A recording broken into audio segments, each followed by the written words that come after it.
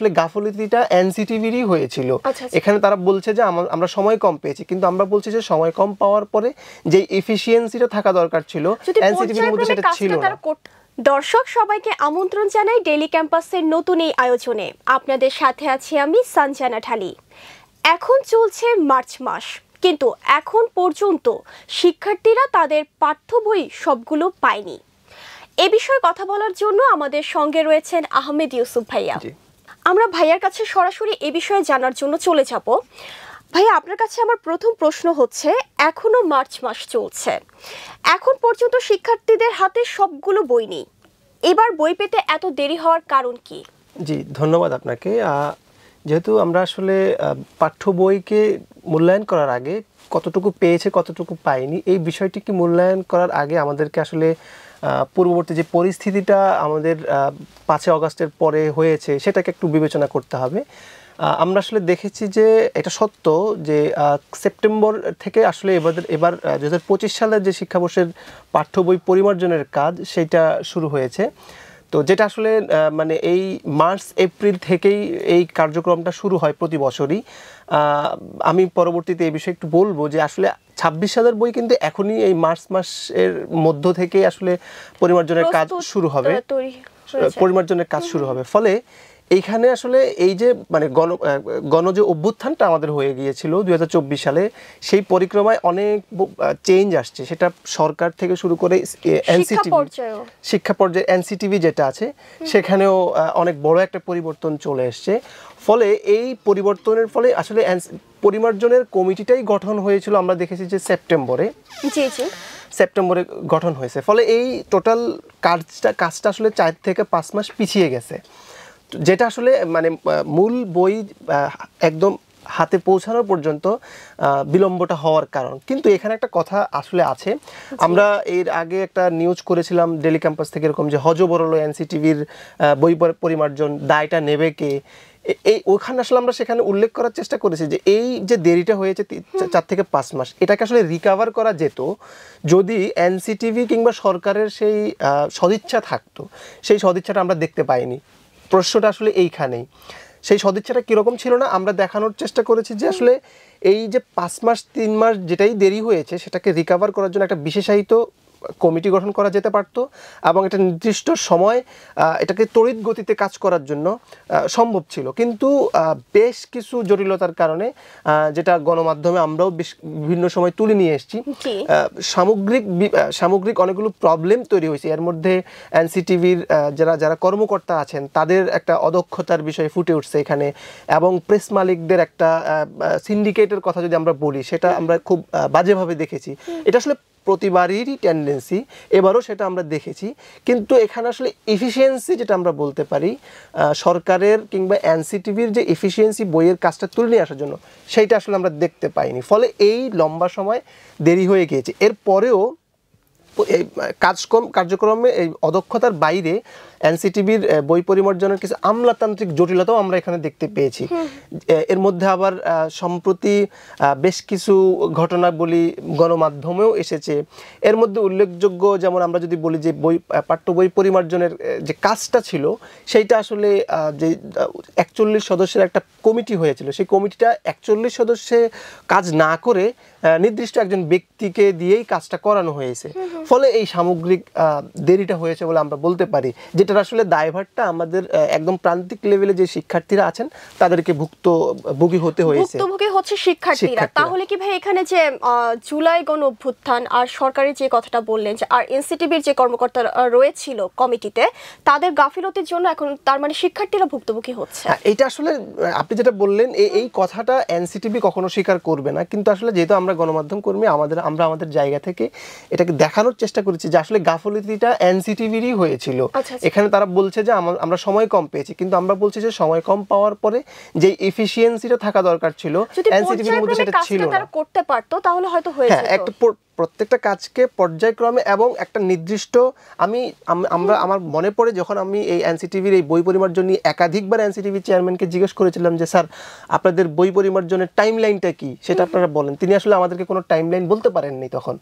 একদম শেষ পর্যন্ত নভেম্বরের শেষে ডিসেম্বরে এসে তিনি এইটার জন্য তড়িঘড়ি করে, যখন আসলে বইগুলো আর যাচ্ছে না, আমরা ওই হজবরল নিউজটা করার পরে আসলে এনসিটিভির যে টোটাল কার্যক্রম সেটা চেঞ্জ হয়ে গিয়েছিল এটা।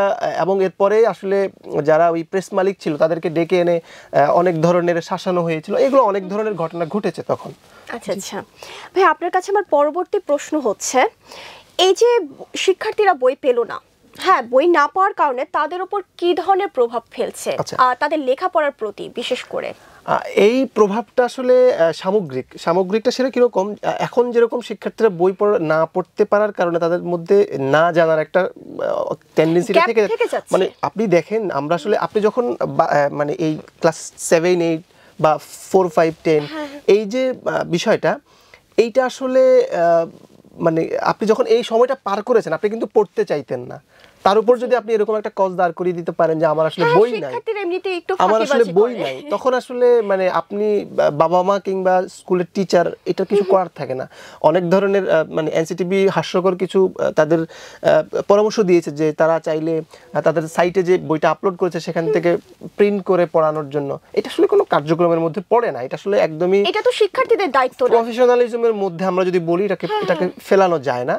তো যেটা আপনি এর আগে আমি একটা জিনিস বলতে ভুলে গিয়েছি, সেটা হলো এই যে মানে বই দেরি হওয়ার পেছনে আরেকটা রিজন ছিল, আমরা শুধু বই কতগুলো লেয়ারে বইগুলো পরিমার্জনের পরে ছাপানো হয়, এর মধ্যে একটা স্তর ছিল, মানে কতগুলো লেয়ার আছে, যেমন প্রাথমিকের একটা স্লটের বই আছে এবং মাধ্যমিকের আছে, উচ্চ মাধ্যমিকের আছে।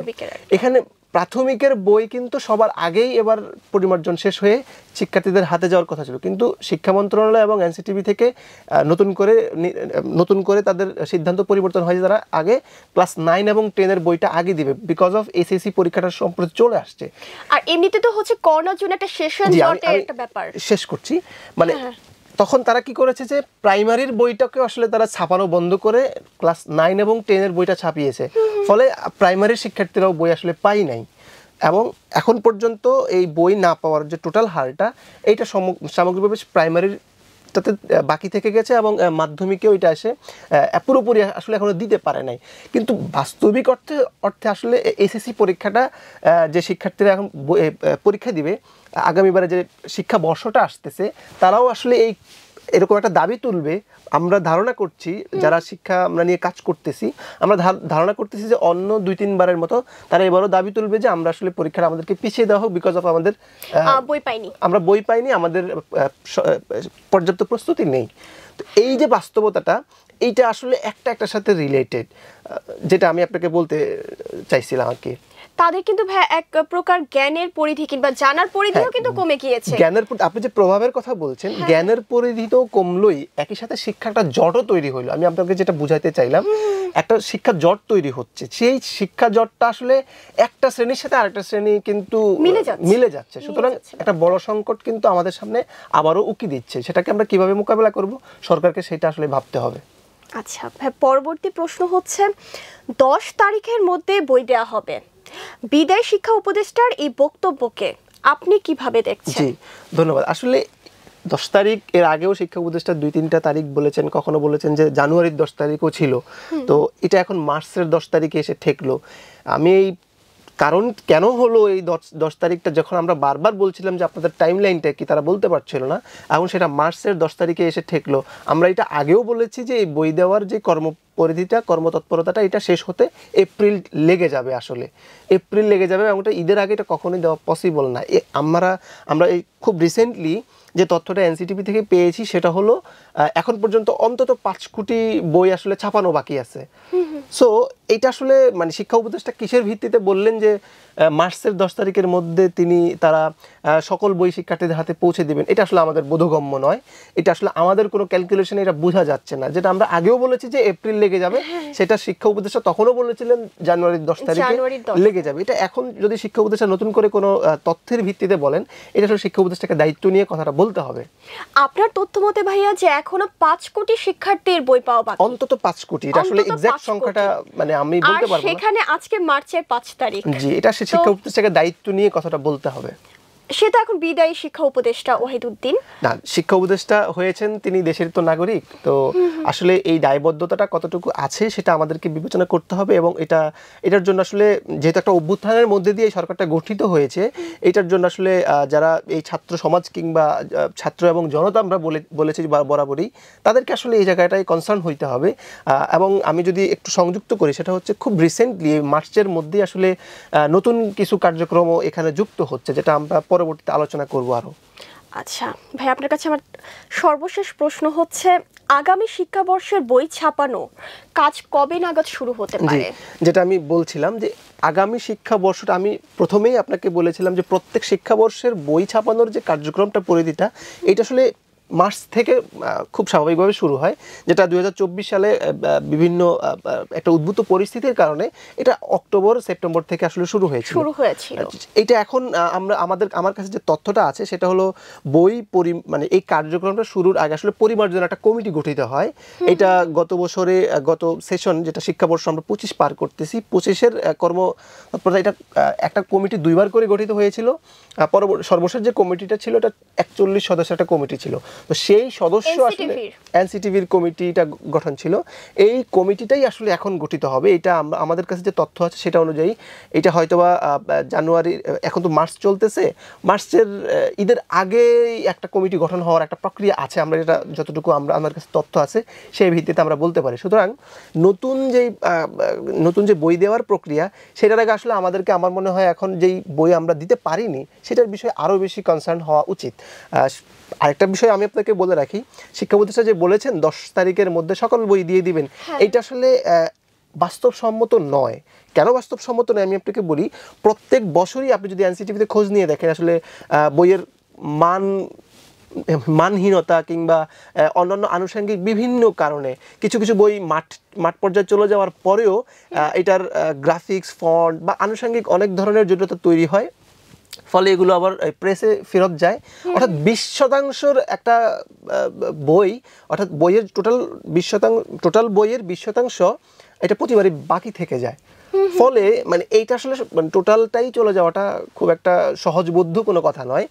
তো এইটা আমি বলবো যে আপনি যেটা বললেন যে কবে নাগাদ নতুন শিক্ষাবর্ষের বই ছাপানো হবে, সেটার চেয়ে আমাদেরকে সবচেয়ে বেশি গুরুত্ব দিতে হবে যে কবে নাগাদ আমরা আসলে টোটাল বইটা শিক্ষার্থীদের হাতে পৌঁছে দিতে পারবো।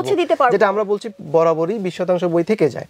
আর সর্বোপরি কবে নাগাদ আসলে দিতে পারবে বা শুরু হবে, সেটা আমি যেটা বললাম, আমাদের কাছে তথ্য হলো এই যে মার্চ থেকে এই কার্যক্রমটা শুরু হবে এবং ঈদের পরেই আমরা আসলে টোটাল কার্যক্রম বা যে বিভিন্ন ধরনের ওয়ার্কশপ হয় এনসিটিভির এই বই পরিমার্জনের জন্য, তারপরে তাদের বিভিন্ন কমিটি গঠন হয়, যার মাধ্যমে আসলে পরবর্তী বছরের বইটা পরিমার্জন এবং তাদের শিক্ষার্থীদের হাতে ফাইনালি পৌঁছে দেওয়া হয়, সেটা এই কয়েকদিনের মধ্যে অর্থাৎ ঈদের আগেই আমরা বলতে পারি যে শুরু হবে।